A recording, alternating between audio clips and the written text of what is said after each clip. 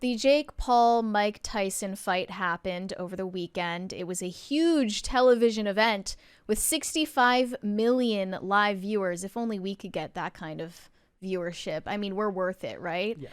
And apparently it was just full of technical difficulties. People were having it buffer on them, and then it was stuck in a freeze frame of Mike Tyson's bare ass. Doesn't sound like something I would want to spend my night watching, but it turns out that Mike Tyson did, in fact, lose the fight.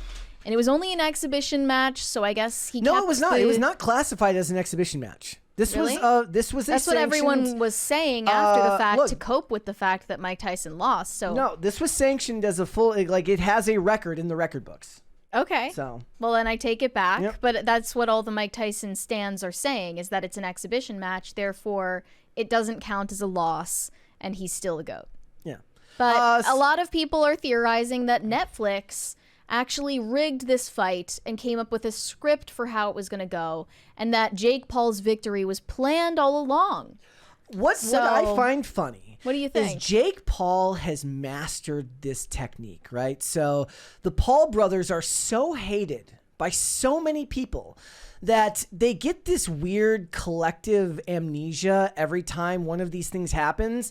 And every time they go into it, they're expecting the catharsis of watching a Paul brother get hurt. Now, here's the problem. It doesn't really happen. He lost to Tyson Fury, right? But other than that, they go into it and they're like, I can't wait to watch insert name here finally give Jake Paul his comeuppance. He's the ultimate heel, much like Logan Paul is. And he's a master at business. I did not expect this to really go any way other than this, given his health. But at the same time, I'm not a huge boxing fan, so I don't really know. But under my assumption, I'm like, look, in the real world, 60-year-olds don't lose to 27-year-olds. Now, nobody in the real world believes that 27-year-old Jake Paul could take on 27-year-old Mike Tyson. Not for a second. But Jake Paul is a shrewd businessman. He's a genius when it comes to promoting this type of stuff.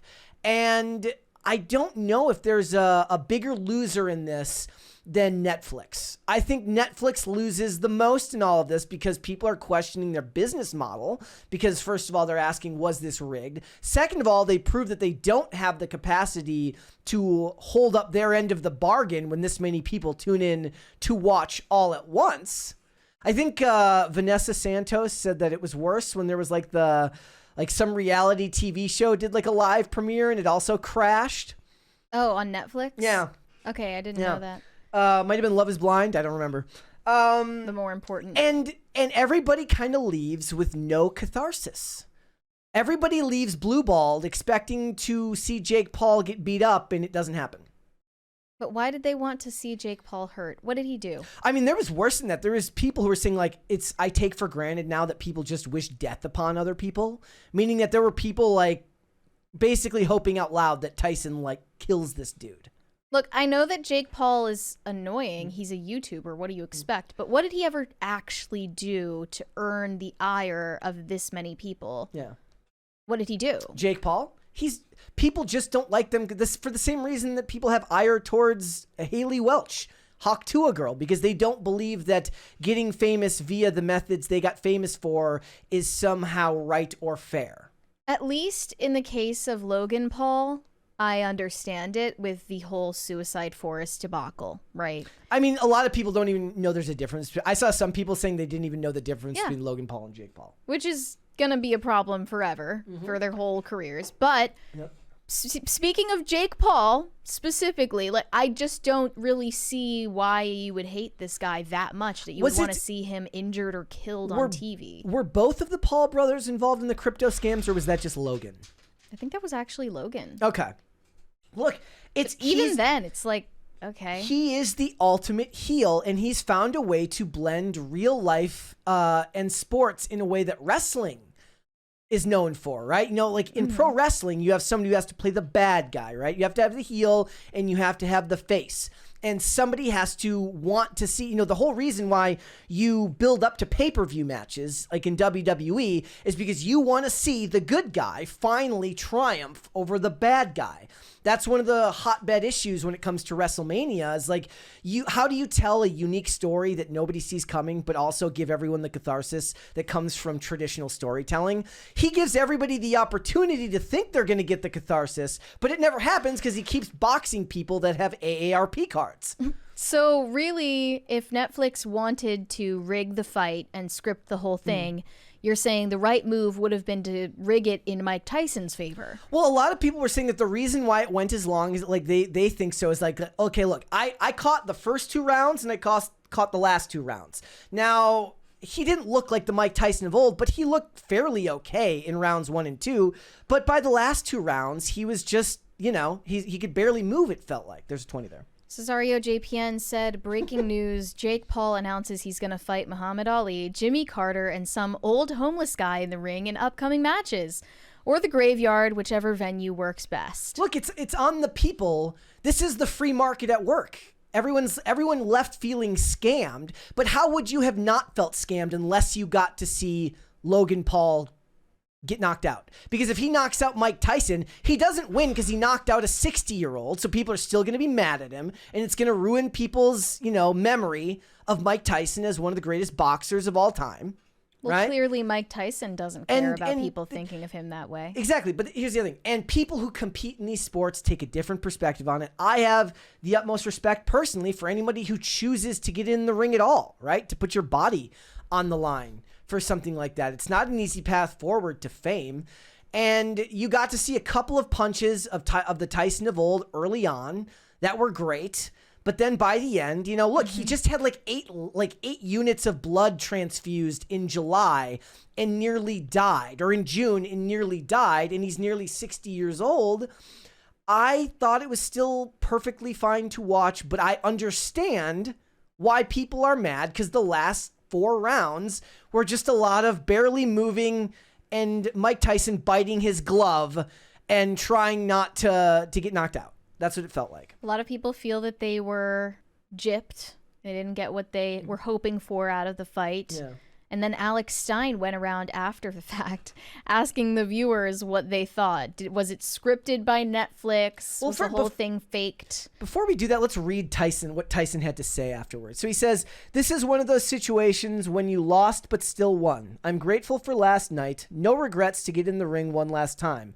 I almost died in June, had 8 blood transfusions, lost half my blood and 25 pounds in the hospital and had to fight to get healthy to fight, so I won." Do you remember I don't know if we ever talked about it on air, but there was that clip of him, he had to be like taken in a wheelchair at the airport to his flight. So he says, "To have my children see me stand toe to toe and finish 8 rounds with a talented fighter half my age in front of a packed Dallas Cowboy Stadium is an experience that no man has the right to ask for. Thank you."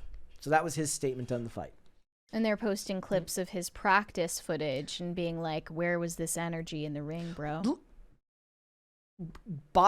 Practicing in the ring with a guy wearing pads who's just passively reaching around in what looks like a hit but is not a hit is not the same thing as going against a dude who's actually trying to hit you.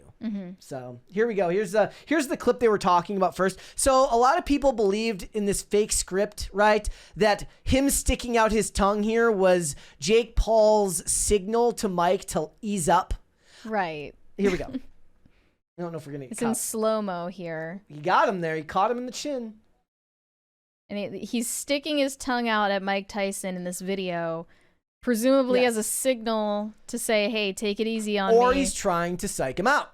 He bounds up to Mike Tyson in the face-off like a gorilla. This is the type of stuff that Jake Paul does. It's very in character. So here is what Alex Stein got from people.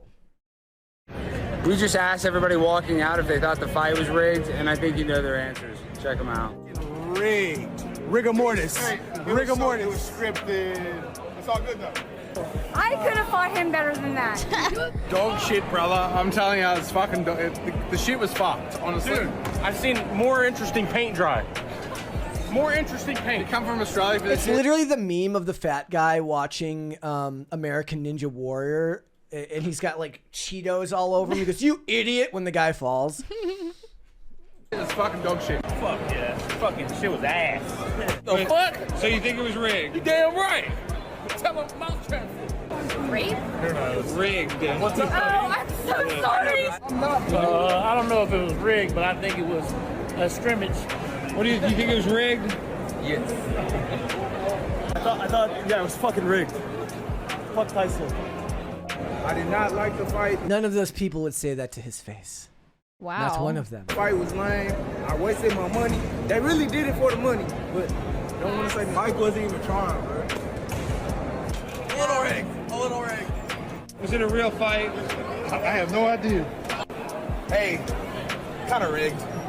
I don't know if it was a fixed fight. I just think he's old. Man, we want some candy. Definitely. It was perfect. It was a great fight.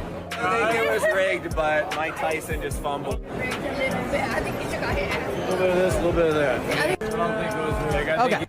You get the picture. Most of these people are coping. Yes. I've got to be real. Like, I mean, it's just clear that he lost fair and square. We have a 20 from Elizabeth Schuster. Happy Monday, gang. My dream since I was a teen 20 years ago has finally come true. The closest big town near me opened a Taco Bell today. For years, the closest one was 2 hours away. Liv Moss, have a wonderful day. That's amazing. That is amazing. And I feel so sorry for you that you lived in a place where you didn't have Taco Bell. I can't even imagine. I did It's see awful. a friend of mine posted an Instagram story today about he bought a Baja Blast alcoholic beverage. Well, those are at the Taco Bell cantinas, aren't they? I don't know if they have that specifically, but he bought it. They have from, like a- frozen margaritas and stuff. Mm-hmm. So, look, one thing that I saw that I laughed at here, guys, was, and you guys know that I'm still a big fan of wrestling, even if I don't watch it weekly. I do follow along with podcasts. People were like Netflix, like people were like WWE freaking out because Netflix wasn't able to stream this thing properly. They're not going to be getting 65 million peak concurrents. That's not going to be a thing. We got a 20 from Crystal Roller saying fight, fight, fight. With a crystal ball and a boxing glove. Not sure what that's supposed to mean, but... All right, so, you know, these things are going to continue because there's a lot of money in these celebrity-style boxing and MMA bouts, right? I'm kind of surprised that iDubbbz Creator Clash didn't, you know, stay a thing. The last one that he planned totally flopped. It was a massive loss and no one cared. I think it means more when it's celebrities that have permeated the mainstream. Yeah. Like it's not going to work as much if it's streamer 1 versus streamer 2. Right. Like me and you might find that interesting, but everybody else, you know, half you the people see watching the mainstream one fighting the influencer. And that's why Jake Paul is so successful, right? Thanks for watching. Listen to full episodes of Pop Culture Crisis on Spotify. Keep up with us on social media and make sure you subscribe and ring that bell so you never miss the show. Bye, guys.